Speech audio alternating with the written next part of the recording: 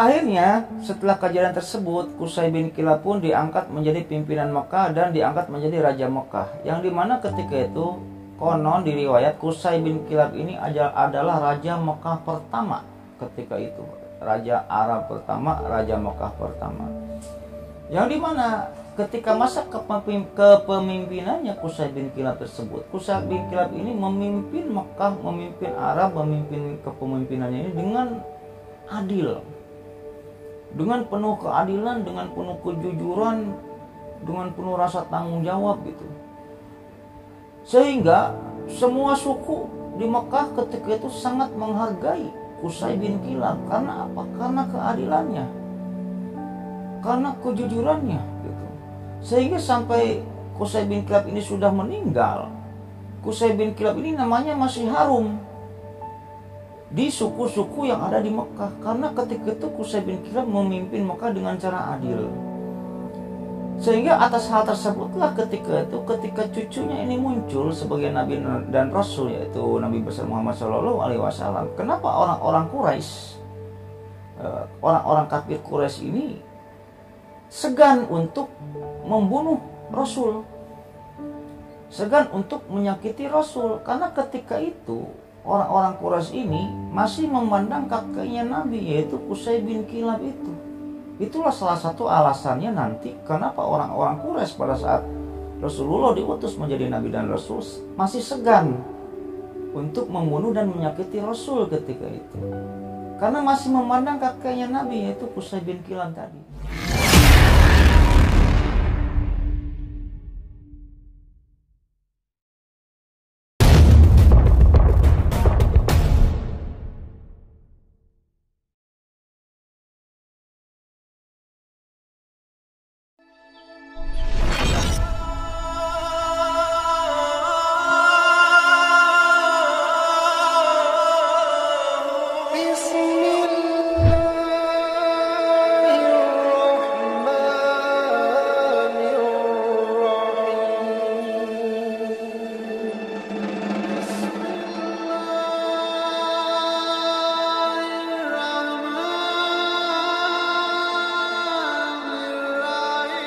Assalamualaikum warahmatullahi wabarakatuh. Bismillahirrahmanirrahim. Alhamdulillahirrabbilalamin. Wa bihi nasta'inu ala umuri dunya waddin. Wassalatu wassalamu ala asyrofil anbiya'i wal mursalin wa ala alihi washabihi ajmain. Amma ba'du. Allahumma sholli ala sayyidina Muhammad wa ala ali sayyidina Muhammad. Rabbi sholli sadri wa yassir amri wahlul 'uqdatam min lisani yafqahu qawli. Oke, Developers, kembali lagi bersama saya Lucky Developer. Jadi pada video kali ini kembali saya akan melanjutkan cerita tentang sejarah Islam, yang dimana pada cerita sejarah Islam kemarin saya sudah membahas tentang asal-usul air Zam-Zam ya, dan cerita sekilas tentang cerita kehidupan Nabi Ibrahim, Sarah dan Hajar, dan kelahiran Nabi Ismail. Mungkin yang belum nonton, tonton saja part sebelumnya Developers ya, part sebelumnya gitu ya, di dalam cerita sejarah Islam ini. Lebih bagus lagi dari part 1, tonton buka playlist sejarah Islam di channel YouTube saya, tonton dari part 1 sampai part sekarang. Supaya apa? Supaya ceritanya nyambung gitu. Ya mungkin pada cerita kali ini saya akan membahas atau melanjutkan kisah Nabi Ismail tersebut ya. Dan memulainya sehingga nantinya Makkah ini terdapat berbagai macam suku gitu. Dari asalnya para kabilah-kabilah yang melewat dan singgah membuat rumah gubuk gitu, dan rumah permanen, selanjutnya rumah permanen. Akhirnya datanglah puluhan orang gitu kan ya ke tempatnya Hajar ini dengan Ismail ini, sehingga semua kabilah tersebut menetap di sana dan mendirikan pemukiman gitu. Intinya kayak gitu. Tonton saja part sebelumnya supaya lebih nyambung. Ya mungkin angka lebih baiknya sebelum kita lanjut ke dalam ceritanya, Developers ya, alangkah baiknya bagi Developers semua atau bagi orang yang sedang menonton video ini yang belum subscribe, alangkah baiknya subscribe dulu lah ya, subscribe dulu supaya apa? Supaya saya tambah bersemangat untuk membuat konten-konten selanjutnya. Dan bagi yang sudah subscribe, saya banyak ucapkan terima kasih.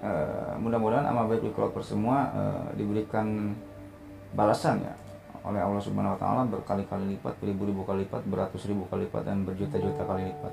Oke, kita lanjut ke ceritanya. Oke, mungkin sebelum lanjut ke ceritanya, terlebih dahulu saya akan merefresh kembali tentang nasab Nabi Muhammad, tentang nasab Rasulullah ini sampai ke jalurnya Ibrahim gitu. Di part-part sebelumnya saya sudah bahas tentang nasab Nabi Muhammad sampai dengan Nabi Adam gitu ya. Dan sekarang akan saya bahas untuk merefresh lagi nasab Nabi Muhammad ini sampai ke kakeknya Nabi Ibrahim. Karena apa, di cerita kali ini akan melibatkan berbagai macam suku gitu, berbagai macam suku tentang kisahnya gitu.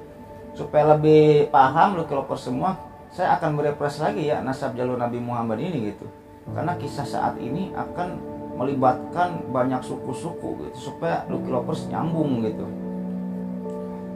Kita akan mengetahui Lucky Lovers bahwa Nabi besar Muhammad ini mempunyai ayah Abdullah ya. Abdullah ini mempunyai ayah lagi Abdul Muthalib. Abdul Muthalib mempunyai ayah lagi Hashim Lucky Lovers ya. Hashim ini mempunyai ayah lagi Abdul Manaf.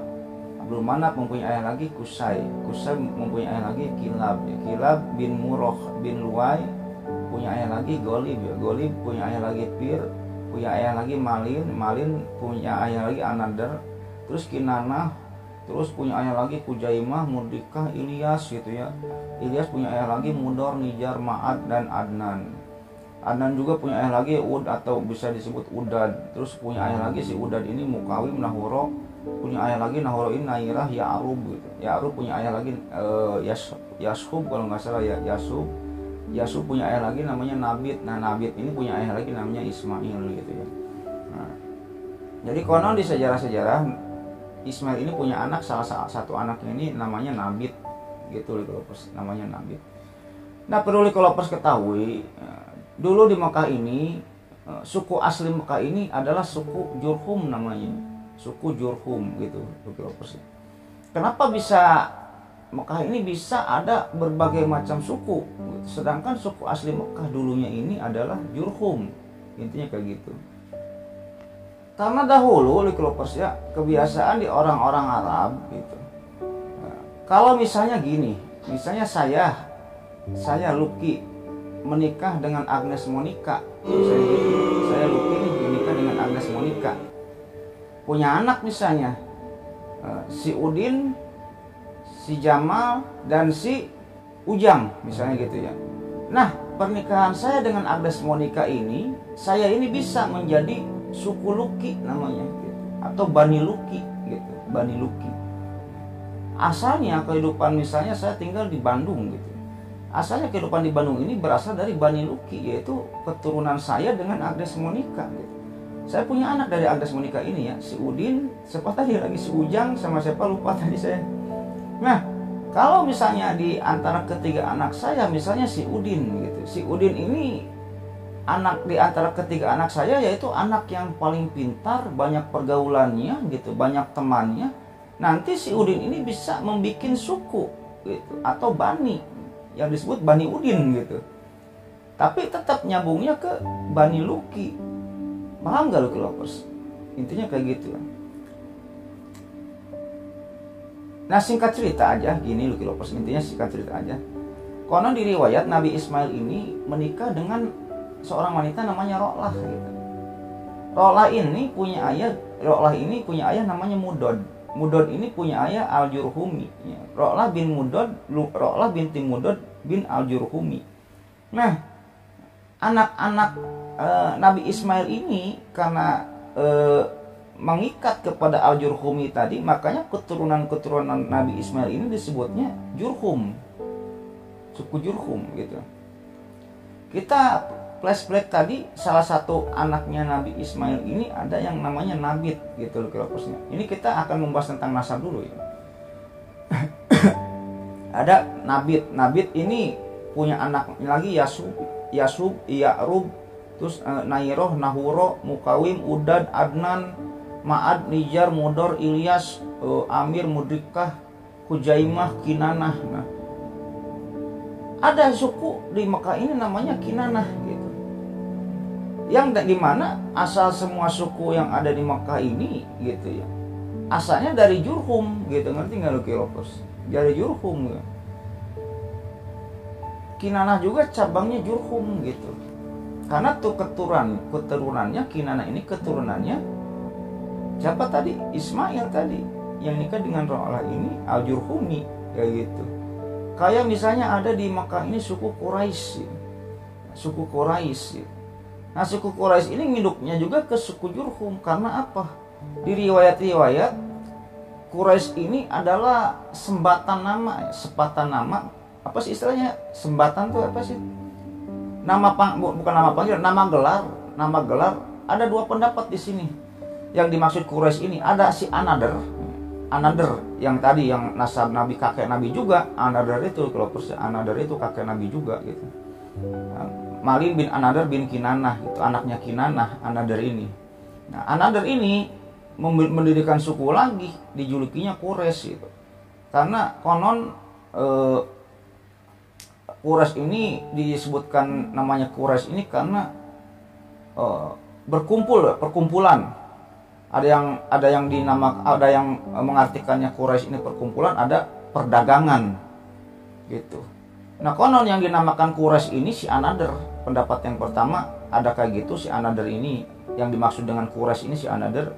Dan ada pendapat yang kedua yang dimaksud dengan si Quraisy ini si Fir yang tadi yang Murrah bin Luwai bin Ghalib bin Fir bin Malin tadi ya, sampai ke Ismail lagi. Intinya kayak gitu. Kenapa di Arab ini banyak suku-suku? Kan asalnya dari Jurhum gitu. Nah, karena anak-anak Ismail ini membuat suku-suku sendiri kayak gitu. Paham ya, Liklopers? Oke, kita flashback ke kejadian belakang. Ketika Makkah ini sudah menjadi pemukiman, yang tadinya Hajar dengan Ismail ini kan ditaruh ya di padang pasir. Itu kota Makkah dulu belum ada pemukiman, belum ada orang, belum ada rumah, sampai akhirnya air Zam-Zam ditemukan karena tendangannya kaki Ismail itu, seperti yang saya ceritakan pada part sebelumnya, yang dimana ada beberapa kabilah yang datang ke sana dan meminta air kepada Hajar. Akhirnya karena beberapa kabilah ini melihat bahwa di Jazirah Arab yang intinya di Mekah ini ada sumber air, makanya berdatanganlah para kabilah-kabilah ke Mekah. Yang dimana akhirnya mereka pun dari mulai mendirikan tenda-tenda, mendirikan rumah permanen, sampai mereka pun mendirikan rumah tenda non permanen, sampai mereka pun mendirikan rumah-rumah permanen di sana. Intinya kayak gitu Liklopersnya. Nah, yang dimana Liklopersnya, ketika para kabilah-kabilah tersebut datang ke Mekah dan menetap dan membuat rumah permanen di Mekah ini, gitu ya. Ketika itu cuma ada dua suku di Arab di Mekah ini, gitu. Ada suku Katuro yang berasal dari Yaman gitu, dan ada suku Jurhum. Suku Katuro dan suku Jurhum. Yang dimana ketika itu akan tetapi gitu ya, ketika itu intinya singkat cerita kan Nabi Ibrahim ini mendirikan Ka'bah ya, membangun Ka'bah. Nah, pengurusan Ka'bah, Baitullah, istilahnya semua intinya kebutuhan kota Mekah gitu, diurusnya oleh suku Jurhum. Kayak Ka'bah, penyambutan jemaah haji, ngasih makan jemaah haji gitu ya, diurusnya oleh Ismail, suku Jurhum gitu. Nah, setelah Nabi Ismail ini meninggal, Nabi Ismail ini pengurus Ka'bah atau kegiatan-kegiatan jemaah haji ini diurus oleh anaknya yang bernama Nabit gitu ya. Setelah Nabit meninggal, diturunkan lagi untuk pengurusan jemaah haji, pengurusan tentara perang, pengurusan Ka'bah. Ini setelah anaknya Nabit ini meninggal, dilanjutkan oleh Mudod, namanya Mudod bin Amr al-Jurhumi gitu. Akan tetapi ketika itu tadi saya bilang ada dua suku Katuro dan suku Jurhum. Ketika kepemimpinan Mudod al-Jurhumi ini gitu ya, suku Katuro dengan suku Jurhum ini, dengan si Mudod ini intinya gini, membuat suatu perjanjian gitu, Jadi si suku Jurhum atau si Mudod ini tinggal di Mekah atas gitu, atau Kuaikian gitu. Dan suku Katuro yang ketika itu kepemimpinannya dipegang oleh As-Samaida namanya. Kalau si suku Jurhum atau si Jurhumnya ini dipegang oleh Mudod setelah Nabit meninggal. Nah, si suku Katuro, si suku Mudod ini, Jurhum ini tinggal di Mekah atas gitu. Dan si Asamaida atau si suku Katuro ini tinggal di Mekah bawah atau di Jiyad gitu. Nah, ketika itu pendatang-pendatang ini asalnya dari Yaman. Intinya kayak gitulah. Nah, ketika itu si Mudod yang tinggal di Mekah atas, suku Jurhum yang tinggal di Mekah atas, dan suku Katuro yang tinggal di Mekah bawah, sama-sama intinya mencari keuntungan dari tempat tinggal mereka masing-masing. Contohnya kayak gini, kalau misalnya si Mudod ini atau suku Jurhum ini pergi ke Mekah bawah, ditiket. Terus ini kalau ke Mekah bawah bayar. Begitu pun sebaliknya, kalau si Asamaida dan suku Katuronya ini pergi ke Mekah atas, bayar juga gitu. Nah akhirnya ketika itu terjadilah perang gitu, percekcokan yang sehingga menjadikan hal tersebut peperangan antara si Mudod dengan si Asamaida gitu. Dan singkat cerita saja, peperangan tersebut dimenangkan oleh si Mudod atau suku Jurhum. Nah yang dimana sejak adanya peperangan antara Mekah atas dan Mekah bawah ini, atau si Mudod dengan si Asamaida ini, semua pengurusan Ka'bah, jemaah haji gitu ya, penyambutan jemaah haji dan lain-lain, itu semuanya diurus oleh suku Jurhum. Paham sampai sini kalau persen? Ya singkat cerita, suku Jurhum pun menguasai Mekah dan melakukan istilahnya pembukuan gitu, Baitullah, penyambutan jemaah haji gitu dan lain-lain. Intinya semuanya dikuasai oleh suku Jurhum dari Mudod ini. Sekian tahun berlalu, sudah puluhan tahun berlalu, sehingga muncullah ketika itu banyak suku di Arab ini. Yang dimana ketika itu muncullah suku-suku di Arab ini. Ada suku atau Bani Bakr, Bani Kinana gitu. Ada lagi muncul sukunya Khuza'ah gitu. Yang dimana ketika itu kan ada kakek Nabi namanya Ilyas ya. Ilyas ini mempunyai anak 2, tiga Mudikah, Tabrikah, dan Koma'ah. Nah Koma'ah ini mempunyai anak Amr bin Luhai. Amr bin Luhai punya anak Khuza'ah. Nah karena Khuza'ah ini terkenal dan banyak pergaulan gitu, orangnya pintar, membikin suku boleh ketika itu kayak gitu. Nah singkat cerita saja, di Arab ini sudah muncul berbagai suku gitu, atau berbagai bani gitu. Ada suku Kinanah, Bani Bakr, suku Khuza'ah dan lain sebagainya. Akan tetapi tetap meskipun di Mekah ketika itu muncul berbagai macam suku, tapi tetap pengurusan Ka'bah, Baitullah, dan penyambutan jemaah haji dan tentara-tentara perang itu masih dipegang oleh Jurhum, suku Jurhum. Akan tetapi ketika itu orang-orang Jurhum ini mulai berlaku jolim di Mekah, meninggikan upeti, meninggikan pajak, sampai pada puncak-puncaknya orang-orang Jurhum ini memakai kekayaan Ka'bah. Ketika itu Ka'bah ini banyak kekayaannya gitu ya, kayak emas, perak, rubi, topas gitu, yang nggak boleh diambil ketika itu. Kalau tonton partnya Tuban As'ad ketika itu ya, tonton part berapa tuh, ada cerita saya tentang Tuban As'ad yang mau mengambil kekayaan Ka'bah gitu.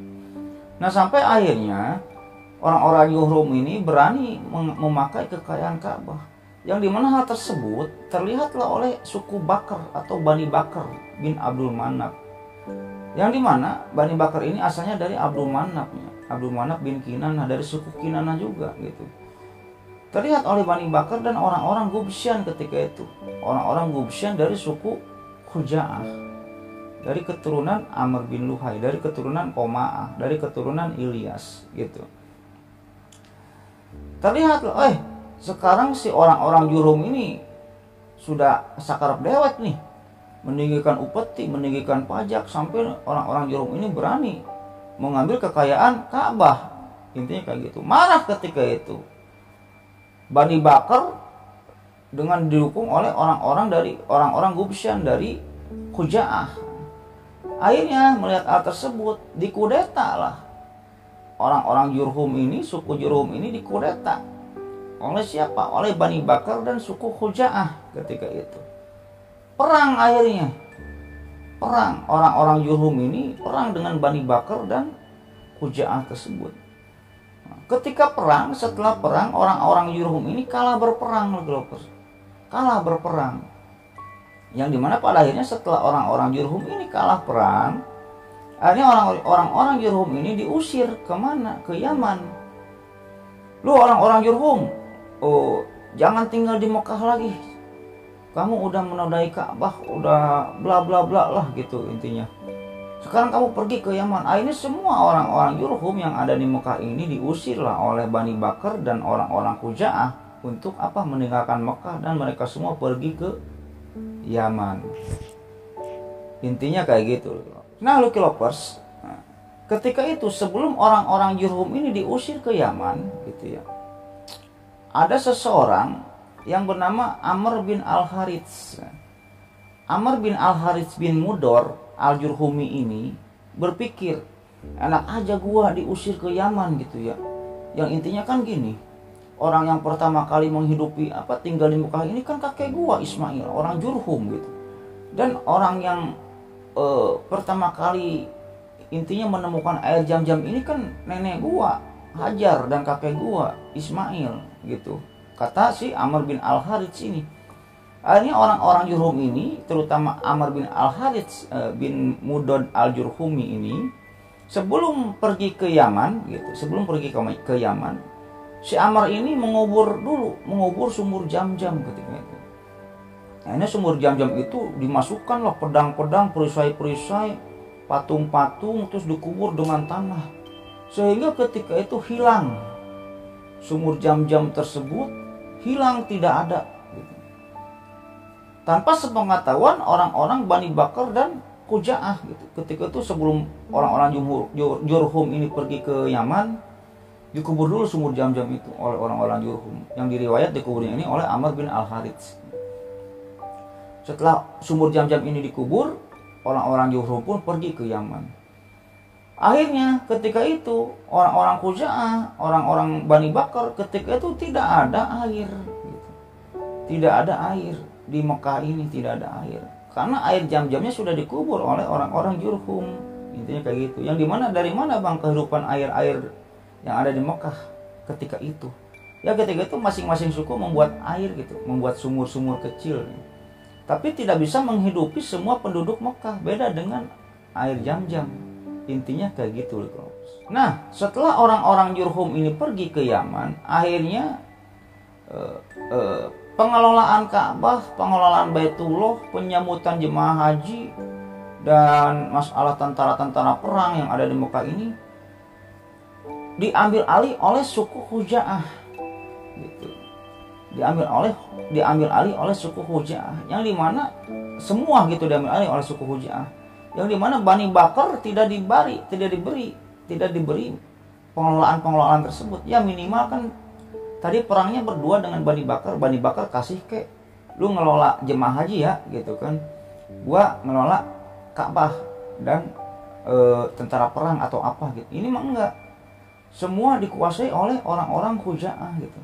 Yang dimana Lucky Lovers ketika itu suku-suku yang ada di Arab ini intinya gini lah, sangat berebut sekali, merupakan suatu kehormatan jika suatu suku yang ada di Arab ini atau yang ada di Mekah ini diberikan hak untuk melakukan suatu misalnya pengelolaan Ka'bah, penyambutan jemaah haji, yang dimana kebiasaannya ketika itu jemaah haji ini orang-orang yang datang dari penjuru-penjuru dunia untuk melakukan jemaah haji ke Mekah itu gratis, nginepnya gratis, makannya gratis. Misalnya datang nih dari Indonesia ke jemaah haji ke Arab misalnya, ditanya oleh suku Khuza'ah ini, kamu ongkos habis berapa?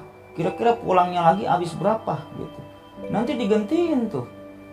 Terus kamu nanti tidurnya di sini di mana? Ada saudara nggak di Mekah? Kalau nggak ada saudara, kami siapkan tempat menginap, kami siapkan makanannya. Nah, nanti digantiin tuh, tidak merasa rugi. Karena apa? Hal tersebut merupakan suatu kehormatan ketika itu bagi suku-suku yang ada di Jazirah Arab, terutama di Mekah. Yang dimana hal tersebut dipegang oleh suku Khuza'ah setelah suku Jurhum tersebut pergi dari Mekah. Bani Bakar tidak dikasih tentang hal tersebut. Paham lu Kelompers? Akhirnya setelah itu di Kelompersnya orang-orang Khuza'ah pun atau Bani Khuza'ah atau suku Khuza'ah ini melakukan pengelolaan Baitullah secara turun-temurun gitu. Tahun-tahun, puluhan tahun gitu ya dikelola Baitullah ini yang tadinya dari suku Jurhum dikelola oleh suku Khuza'ah turun-temurun lah. Nah, yang dimana suatu ketika muncullah seseorang yang bernama Hulail bin Habasyah. Siapa Hulail bin Habasyah?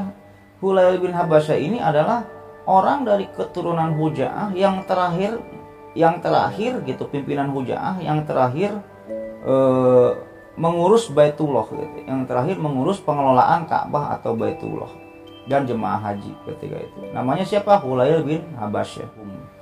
Nah, pada waktu ketika itu setelah pengusiran orang-orang Jurhum ini ke Yaman gitu ya, udah puluhan tahun orang-orang Jurhum ini istilahnya diusir ke negeri Yaman gitu, ke Yaman.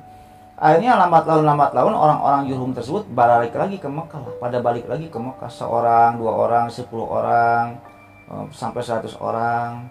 Yang dimana ketika orang-orang Khuza'ah melihat orang-orang Jurhum ini pada balik lagi ke Mekah, mereka tidak mengusirnya lagi gitu ya. Karena kejadian tersebut sudah puluhan tahun gitu ya. Tidak mengusirnya lagi, akan tetapi ketika itu pengelolaan Baitullah, pengelolaan Ka'bah dan pengelolaan jemaah haji tetap dipegang oleh sukunya Khuza'ah gitu. Khuza'ah, bukan Jurhum gitu. Yaudah lo gak apa-apa balik lagi ke Mekah, asal pengelolaan Baitullah dipegang oleh gua, kata suku Khuza'ah kepada para suku Jurhum yang ketika itu sudah mulai balik lagi ke Mekah. Sampai pada akhirnya muncul Hulail bin Habasyah tadi gitu, pimpinan suku Khuza'ah ketika itu yang melakukan pengelolaan Ka'bah. Nah, lu Kelompers, suatu ketika masa pimpinannya Hulail bin Habasyah ini gitu lu Kelompers, muncullah di Makkah ini gitu seorang yang asli dari suku Jurhum gitu. Seorang yang asli dari suku Jurhum yang dimana orang tersebut bernama Qusay bin Kilab gitu. Qusay bin Kilab. Siapakah Qusay bin Kilab ini? Yaitu kakek Nabi gitu. Muhammad bin Abdullah bin Abdul Muthalib bin Hashim bin Abdul Manaf bin Qusay bin Kilab, kakek Nabi. Muncullah akhirnya Qusay bin Kilab itu loh Kelompers. Nah, setelah muncul Qusay bin Kilab, ketika itu maka dipimpin oleh Hulail bin Habasyah. Nah, ketika sekembalinya suku Jurhum ke Mekah, orang-orang Khuza'ah ini anti gitu, menikahkan anak prianya atau anak wanitanya dengan suku Jurhum. Tidak pernah ketika itu terjadi pernikahan antara suku Jurhum dengan suku Khuza'ah karena mereka bersiteru gitu. Nah, setelah muncul Qusay bin Kilab, orang-orang Khuza'ah ini tahu bahwa Qusay bin Kilab ini keturunan langsung dari Ismail, keturunan langsung dari suku Jurhum asli, yang dimana ketika itu Qusay bin Kilab ini orang ternama di Mekah yang berasal dari suku Jurhum. Intinya orang hebatnya lah dari suku Jurhum ini. Kembali lagi ke Hulail bin Habasyah tadi. Hulail bin Habasyah ini gitu, ketika itu mempunyai anak gitu, seorang anak wanita yang bernama Huba. Nama anak wanita Hulail bin Habasyah ini namanya Huba. Nah, singkat cerita, Qusay bin Kilab ini bogohen kasih Huba gitu. Bogohen, aduh gua suka sama si Huba. Huba ini cantik orangnya, baik gitu. Akan tetapi ketika itu Qusay bin Kilab ini, waduh, gua kalau ngelamar si Huba diterima nggak ya? Intinya kayak gitu. Diterima nggak ya? Dia kan anaknya si Hulail. Si Hulail ini keturunan Khuza'ah gitu. Yang dimana Khuza'ah ini musuhnya Jurhum gitu ya. Ya singkat cerita aja, akhirnya Qusay bin Kilab ini memberanikan diri untuk melamar si Huba anaknya si Hulail tadi ya, Hulail bin Habasyah tadi. Akhirnya Qusay bin Kilab pun melamar si Hubah ke ayahnya Hulail. Akan tetapi ketika itu lamaran Qusay bin Kilab ini diterima oleh Hulail gitu. Karena apa? Karena Qusay bin Kilab ini adalah sosok ternama di suku Jurhum gitu. Yang dimana Hulail bin Habasyah tersebut berpendapat bahwa lah ini sepadan lah gitu. Gua pimpinan Jurhum, gua pimpinan Huja'ah, Qusay bin Kilab pimpinan Jurhum ketika itu. Cocok lah, gak apa-apa. Akhirnya nikah lah ketika itu Qusay bin Kilab ini dengan Hubah gitu. Yang dimana dari pernikahan Qusay bin Kilab dengan Hubah ini mempunyai anak yang bernama 1 Abdudar gitu loh Kelopersnya, 2 Abdu Manaf, 3 Abdul Unja, dan Abdu gitu. Nah ketika itu ketika setelah Qusay bin Kilab ini menikah dengan Hubah, Qusay bin Kilab ini main-main ke Baitullah, lihat apa jemaah-jemaah haji, yang dimana ketika itu jemaah haji ini dijamu oleh orang-orang Huja'ah, pengurusan Baitullah Mekah diuruskannya ini oleh orang-orang Huja'ah gitu ya ketika itu. Terus Qusay bin Kilab ini berpikir ketika itu, ini dulu yang melakukan pengurusan Baitullah gitu, yang melakukan pengurusan Ka'bah, yang menjamu para jemaah haji, ini tuh kakek gua, kata Qusay bin Kilab, Ismail, Nabit gitu, Mudod gitu, kakek-kakek gua, kok sekarang sama orang-orang Jurhum, orang-orang Huja'ah diurusnya gitu. Akhirnya timbul rasa ingin mengkudeta kata gitu. Qusay bin Kilab ini, dah ini kakek gua nih yang dulunya pengurusan ini diambil oleh Jurhum. Timbullah ketika itu Qusay bin Kilab ini ingin mengkudeta orang-orang Huja'ah. Dari hal apa? Dari hal kepengurusan Baitullah, jemaah haji, terus tentara-tentara perang dan lain sebagainya. Akhirnya Qusay bin Kilab ini mengumumkan idenya tersebut gitu kepada Bani Quraisy, orang-orang Quraisy dan orang-orang Kinanah gitu. Didekati ketika itu suku-suku Quraisy dan suku-suku Kinanah oleh Qusay bin Kilab tersebut. Nih bro, ketika itu kepada pimpinan Quraisy dan kepada pimpinan Kinanah, lu tahu kan sejarah Mekah ini gimana tadinya? Ya dari kakek lu sih Ismail, Nabit, Mudod gitu kan. Iya, kenapa sekarang si Huja'ah ya yang mengelola Baitullah, orang-orang dari suku Huja'ah gitu yang mengelola Baitullah, yang menyambut jemaah haji dan lain sebagainya. Ya iya, harusnya dari Jurhum gitu. Gimana bro, kita kudeta, lu setuju gak kalian semua nih Quraisy sama Kinanah ini gitu? Kalau si Quraisy ini kan tadi ada 2 pendapat ya, Sipir sama Nijar gitu ya asalnya ini. Intinya orang-orang Quraisy dan orang-orang Kinanah pun, Bani Kinanah ini setujulah untuk mendukung Qusay bin Kilab ini untuk mengkudeta dan mengambil alih pengelolaan Baitullah dari suku Huja'ah. Itu Lukelopers. Yang dimana Lukelopers setelah itu ketika Qusay bin Kilab ini mendapatkan dukungan dari Bani Kinanah dan Bani Quraisy, itu orang-orang Quraisy gitu ya. Akhirnya Qusay bin Kilab ini mengumumkan perang secara terbuka kepada orang-orang Huja'ah. Diumumkanlah perang secara terbuka oleh Qusay bin Kilab. Orang-orang Huja'ah, saya Qusay bin Kilab dulu pengurusan Ka'bah dan Baitullah, komando perang gitu, jemaah haji ini diurus oleh orang-orang Jurhum, oleh kakek saya Ismail, kakek saya Nabit, kakek saya Mudod. Kenapa sekarang oleh kalian orang-orang Huja'ah? Ngambek ketika itu orang-orang Huja'ah ini. Ini kami udah puluhan tahun ini mengurusi kayak gini ya. Kakek kami asalnya dari kakek kami, kata Qusay bin Kilab gitu. Akhirnya ya udah kalau kayak gitu kita perang, kata Qusay bin Kilab. Akhirnya seringlah terjadi perang antara suku Huja'ah ini dengan Kinanah dan Quraisy dan orang-orangnya Qusay bin Kilab. Perang terjadi, jedang seminggu 2 kali perang, nanti berhenti lagi gitu. Perang lagi, nanti berhenti lagi. Perang lagi, nanti berhenti lagi. Yang dimana pada akhirnya gitu, orang-orang Khuza'ah ini berpikir, suku Khuza'ah ini berpikir, ini kita tiap bulan, tiap minggu, tiap hari perang saudara terus, banyak yang meninggal gitu. Duit-duit kita habis buat biaya berperang gitu. Akhirnya orang-orang Khuza'ah ketika itu mendekati Qusay. Semuanya orang-orang Khuza'ah ini mendekati Qusay bin Kilab dan orang-orang Gubsyan itu ya. Setelah didekati Qusay bin Kilab, akhirnya mereka pun ngariung. Qusay, kata orang-orang Khuza'ah ini, Qusay, ini kita kalau perang aja nih, Quraisy, Kinana, orang-orang lu, Qusay, orang-orang Khuza'ah, Bani Bakar, orang-orang Al-Gawuds, kita banyak terjadi kematian nih, anak-anak kita mati. Saya juga biaya perang banyak banget. Pasti kamu juga kan mengeluarkan biaya perang ya Qusay? Iya sih, saya juga mengeluarkan biaya perang katanya.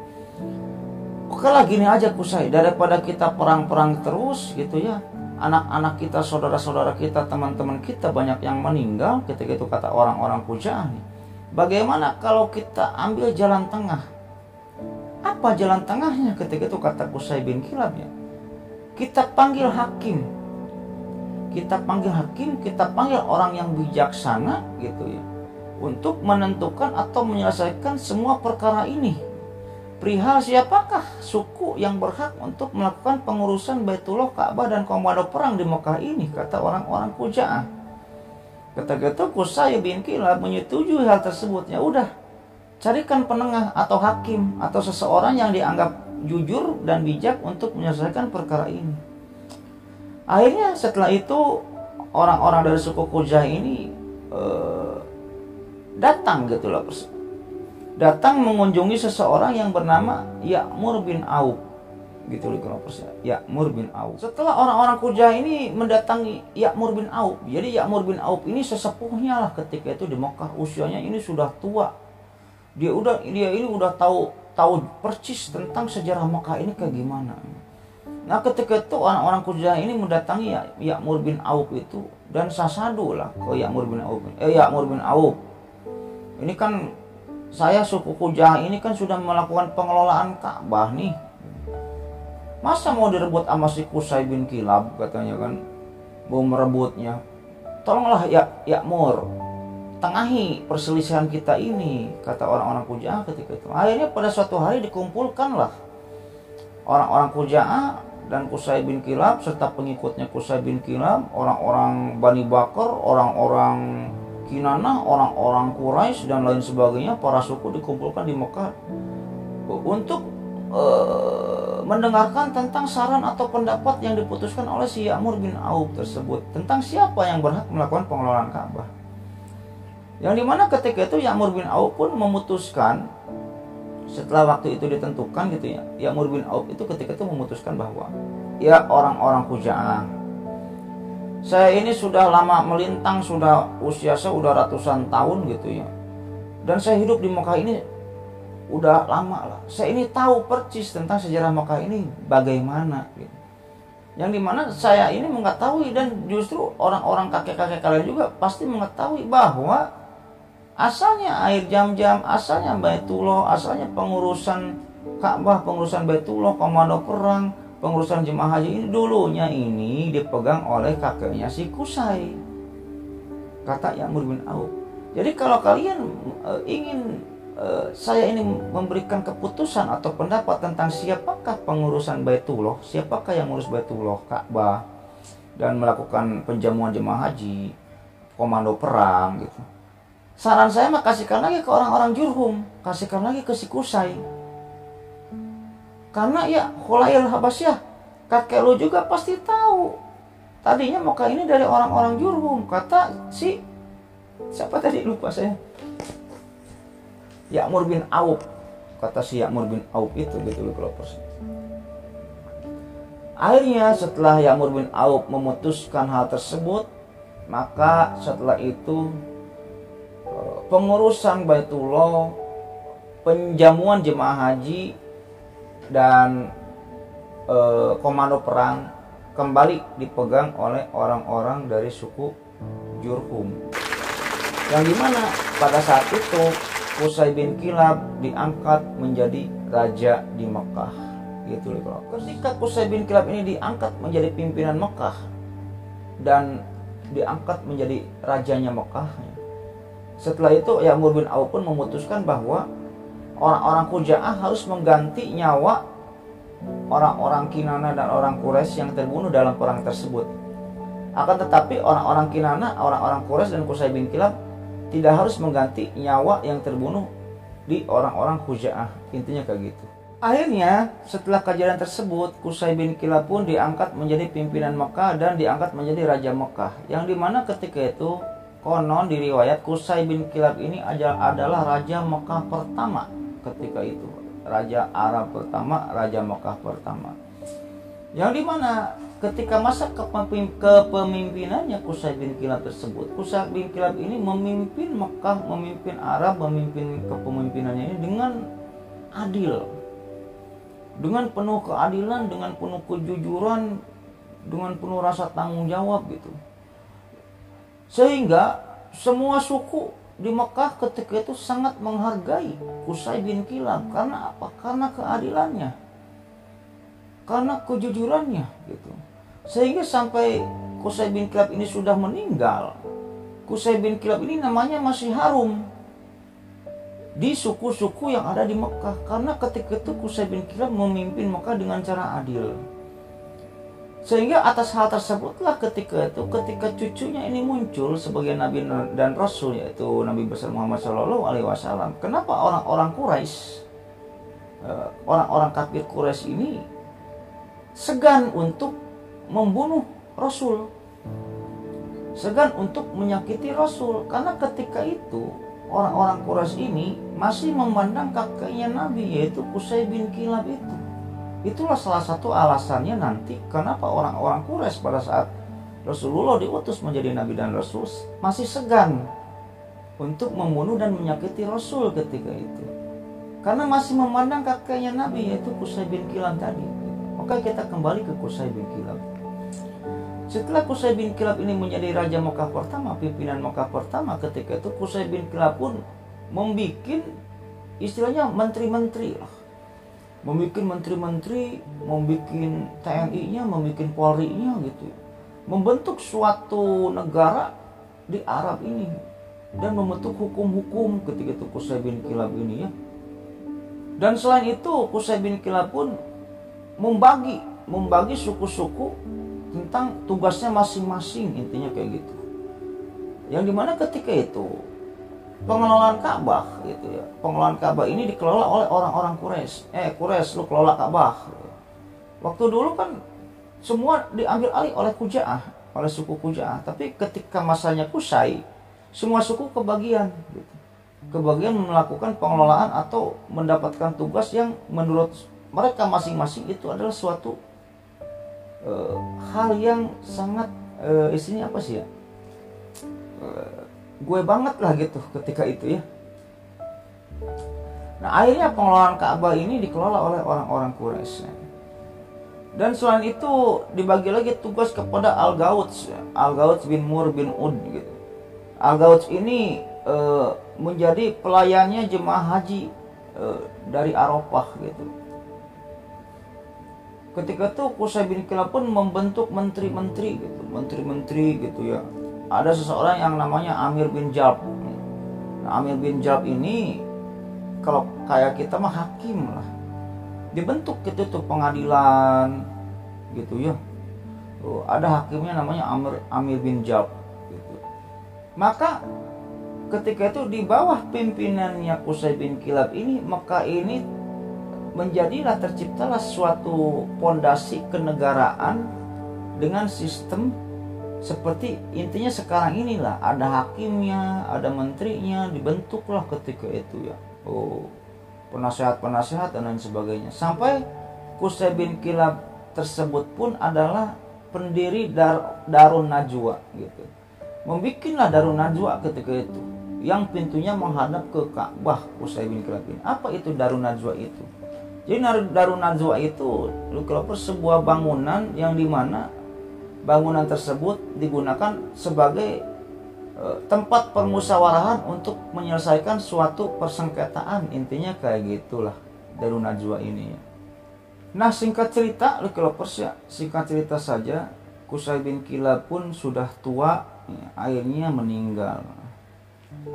Sepeninggalannya Qusay bin Kilab, ketika Qusay bin Kilab ini sudah meninggal, pengelolaan Baitullah, Ka'bah dan lain-lain ini intinya pimpinannya ini diserahkan kepada anaknya Abdudar. Tadi Qusay bin Kilab ini mempunyai 4 orang anak, Abdudar, Abdul Manaf, Abdul Uzza dan Abdu. Nah, diserahkanlah kepada Abdudar. Nah, ketika dalam kepemimpinannya Abdudar tersebut, mulailah terjadi konflik-konflik internal antara orang-orang Quraisy setelah meninggalnya Qusay bin Kilab tersebut. Yang dimana ketika itu Mekah ini mulai dibagi-bagi untuk kaum dan partnernya mereka masing-masing. Bahkan ketika itu orang-orang Quraisy pun ikut terlibat dalam hal apa? Ketika itu harta kekayaan Ka'bah ini diperjualbelikan lah, intinya kayak gitu. Itulah ketika itu yang Abdudar lakukan ketika mendapatkan wasiat untuk menjadi pimpinan dari ayahnya Qusay bin Kilab ini. Jadi Abdudar ini nggak benar mimpinya. Sama seperti ketika itu orang-orang Jurhum gitu, menjual kekayaan Ka'bah, meninggalkan pajak dan lain-lain. Akan tetapi ketika itu kan Qusay bin Kilab ini anaknya ada 4 tadi itu. Salah satunya itu ada Abdul Manaf. Abdul Manaf nggak setuju, singkat cerita kayak gitulah Abdul Manaf ini nggak setuju terhadap kebijakan-kebijakan yang diambil oleh Abdudar. Akhirnya Abdul Manaf ini ingin kembali mengkudeta kepemimpinan si Abdudar, si kakaknya berarti ini ya, kakaknya ini. Akhirnya bergabunglah gitu, mencarilah kolega-kolega atau sekutu-sekutu Abdul Manaf ini untuk mengkudeta kepemimpinannya Abdudar ketika itu. Mendapatlah sekutu Abdul Syam, Hashim, Al-Muttalib, Naufal gitu. Yang dimana ketika itu bersatu mereka ini ya, Abdul Syam, Hashim, Al-Muttalib dan Naufal ini bersatu untuk apa? Untuk mengkudeta Abdudar gitu, bin Qusay tadi. Akhirnya setelah itu diumumkanlah perang secara terbuka gitu. Oleh siapa tadi? Oleh pihaknya Abdudar dan pihaknya Abdul Manaf. Yang dimana ketika itu pimpinan Bani Abdul Manaf ini ialah Abdul Syam bin Abdul Manaf gitu. Dan pimpinan dari Bani Abdudar adalah Amir bin Hashim. Nah, akhirnya ketika itu terbentuklah 2 kubu yang ingin berperang ketika itu. Yaitu kubunya tadi Abdul Manaf yang dipimpin oleh Abdul Syam gitu ya, dan kubunya Abdudar yang dipimpin oleh Amir bin Hashim. Nah, ketika itu masing-masing ini sudah mempunyai sekutu-sekutu gitu.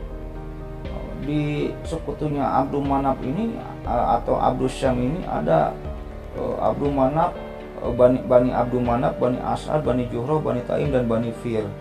Ada lagi di sekutunya Abdudar ini atau yang dipimpin oleh Amir bin Hashim ini, sekutunya Bani Saham, Bani Abdudar, Bani Jum'ah, Bani Makhjun dan Bani Adi bin Ka'ab gitu. Yang nantinya Bani Adi ini adalah baninya Umar, kalau nggak salah Umar bin Khattab. Sudah siap-siap mereka itu mau berperang. Akhirnya ketika mereka ini berhadapan-hadapan, akhirnya masing-masing kepala suku, pimpinan-pimpinan suku mereka, terutama si Abdul Syam dan Amir bin Hashim gitu, berpikir gitu, ini kalau terjadi perang banyak kematian dan istilahnya sangat rugi, yang menang rugi, yang kalah rugi, intinya kayak gitu loh. Akhirnya mereka pun ketika itu sepakat untuk berdamai. Udahlah, jangan perang lah, kayak gini aja deh gitu. Kita bagi-bagi aja deh, bagi-bagi kepemimpinan ini sama siapa, kepemimpinan ini sama siapa, kita musyawarahkan. Akhirnya mengalah ketika itu Bani Abdudar tersebut, mengalah, yang dipimpin oleh Amir bin Hashim. Yang tadinya semua kepengurusan ini kan dipimpin oleh Abdudar dan sekutu-sekutunya. Jadi bani-bani lain gak kebagian, akhirnya mengalah ketika itu. Akhirnya dibagi-bagilah ketika itu sepakat untuk berdamai masing-masing pihak, yang dimana ketika itu terciptalah solusi gitu loh persnya. Jadi hak pemberian minum dan jamuan jemaah haji diberikan kepada Bani Abdul Manaf dan kelompok-kelompoknya gitu. Dan hak penjagaan Ka'bah, komando perang dan Darun Najwa ya dilimpahkan kepada Bani Abdudar dan kelompok-kelompoknya, kolega-koleganya tadi. Ya mungkin gitu aja Lucky Lovers ya cerita pada video kali ini, mudah-mudahan menghibur. Yang dimana saya juga tahu Lucky Lovers ini pusing mendengarkan cerita tadi. Soalnya banyak bani-bani, banyak suku-suku, yang dimana saya juga pusing gitu. Tapi ya itu kejadiannya kayak gitu. Ya setidaknya sedikit banyaknya kita di sini mendapatkan pengetahuan tentang bagaimana setelah Nabi Ismail ini datang ke Mekah, ada suku Jurhum, kenapa bisa diambil alih lagi oleh suku Khuza'ah, terus diambil lagi oleh Jurhum dan lain-lain. Dan kita bisa mengetahui bahwa perihal kehidupan ya tadi Qusay bin Kilab ini ya. Qusay bin Kilab ini kakek Nabi ini adalah raja pertama di Mekah gitu ya. Yang dimana ketika itu dirinya memimpin secara adil gitu. Dan pembuat Darun Najwa gitu Lucky Lovers. Oh iya saya lupa Lucky Lovers yang menceritakan tentang Amir bin Jalb, yang dimana ketika itu Qusay bin Kilab ketika masa kepemimpinannya ini kan ada hakim yang bernama Amir bin Jalb gitu. Amir bin Jalb ini hakim ketika itu, semua masalah pernah dia pecahkan ketika itu pada masa kepemimpinannya Qusay bin Kilab. Yang dimana ketika itu Amir bin Jalb ini mempunyai masalah yang belum terpecahkan. Masalahnya ini karena apa? Ketika itu orang-orang ini berkumpul di Darun Najwa gitu. Nah Darun Najwa ini adalah suatu bangunan atau gedung yang pintunya menghadap ke Mekah, yang dimana gedung atau bangunan tersebut suatu tempat untuk menyelesaikan suatu sengketa gitu. Intinya kayak gitulah. Yang dimana ketika itu orang-orang Mekah ini rapat di Darun Najwa, yang dimana ketika itu pimpinannya ini bukan pimpinannya, hakimnya ini si Amir bin Jalb itu. Orang-orang menanyakan ketika itu kepada si Amir bin Jalb ini, ya Amir bin Jalb, kamu kan hakim, kamu udah banyak menyelesaikan suatu perkara. Saya mau bertanya nih, kami mau bertanya nih, bagaimana cara menghukumi seorang waria kalau waria ini mempunyai kesalahan? Apakah hukumannya ini hukuman seorang pria, apa hukuman yang seorang wanita gitu? Dia untuk menghukum waria ini gitu, untuk menghukum waria gitu, hukuman mana yang diberikan? Hukuman pria apa hukuman wanita? Kan bingung gitu. Melihat pertanyaan tersebut si Amr bin Jalb ini bingung. Aduh, bener juga nih pertanyaan, bagus juga nih pertanyaan, kata si Amr bin Jalb ini. Ya udah besok akan saya jawab pertanyaan kalian gitu. Akhirnya singkat cerita si Amr bin Jalb pun pulanglah ke rumah. Si Amr bin Jalb ketika itu mempunyai pembantu gitu, budak namanya Sukailah gitu. Namanya Sukailah. Yang dimana Sukailah ini budaknya si Amr bin Jalb ini, pembantunya si Amr bin Jalb ini kerjanya lelet gitu. Dia suka ngangon kambing gitu. Dia suka mengembala kambing. Jadi mengembala kambingnya ini datangnya ini jam 10, jam 11 baru dia pergi ke padang rumput gitu. Enggak pagi-pagi, datang sore gitu kan. Perginya lambat, datangnya cepet gitu. Ngawalui lah si Sukailah ini, ngawalui. Ketika itu pas Amr bin Jalb ini pulang ke rumahnya, Amr bin Jalb ini melihat Sukailah ini intinya siang-siang baru berangkat gitu. Jam 10, jam 11 baru berangkat mengembalakan kambingnya. Aturan kan dari pagi-pagi. Hanya disindir lah oleh si Amr bin Jalb ini, si Sukailah ini. Kamu pergi mengembalakan kambing kok pagi-pagi banget katanya. Padahal kan udah siang gitu.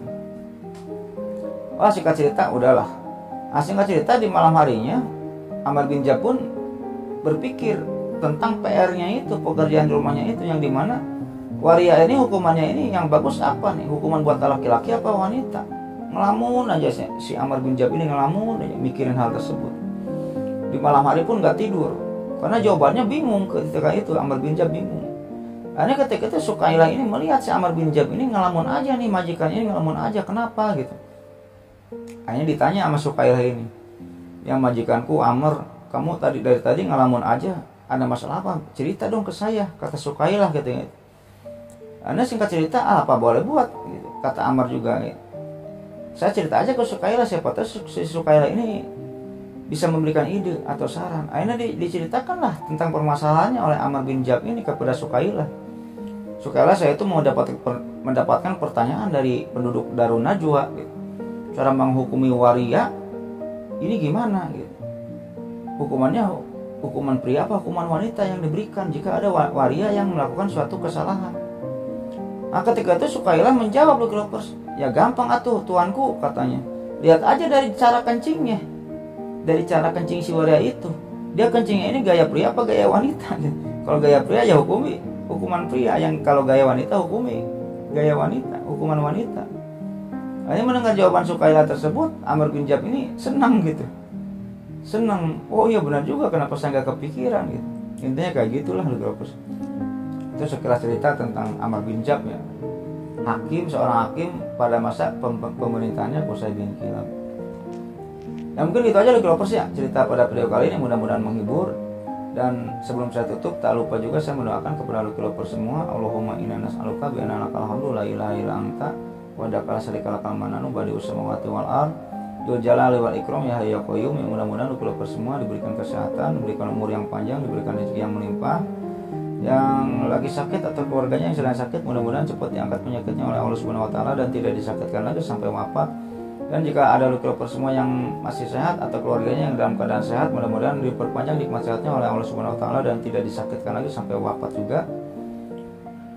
Dan yang paling utama, mudah-mudahan kita semua termasuk saya Lucky Lovers semua dimasukkan ke dalam surganya Allah Subhanahu wa taala dan mendapatkan syafaat darinya nanti di hari akhir.